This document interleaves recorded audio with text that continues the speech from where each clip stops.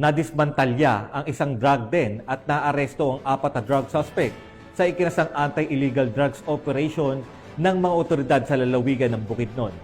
Nakatutok dyan si Patrolwoman Kay Francisco.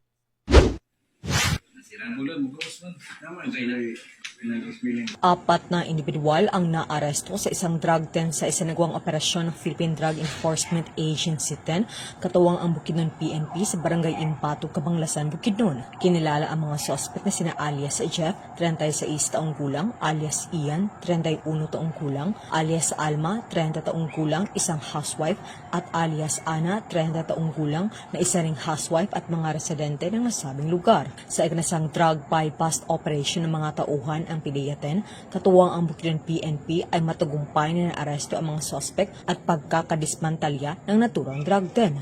Sa operasyon ay nakumpiska ang 6 na pakete ng hinihinalang shabu na may bigat na 6 na gramo at may standard drug price na 40,800 pesos at isang 1,000 peso bin na ginamit bilang bypass money at iba pang mga drug paraphernalia.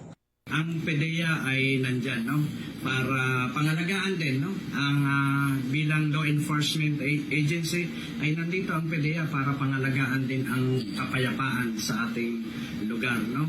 At patuloy, asahan nyo na patuloy ang pagsagawa ng mga anti-drug operations ng PDEA para sa ating katahimikan, sa ating komunidad. Ang mga suspect ay nahaharap sa kasong paglabag sa Republic Act 9165 o Comprehensive Dangerous Drugs Act of 2002. Mula dito sa Northern Mindanao, ako ang Police News Network Correspondent Patrolwoman Kay Francisco, alagad na batas, tagataguyod ng balitang pulis.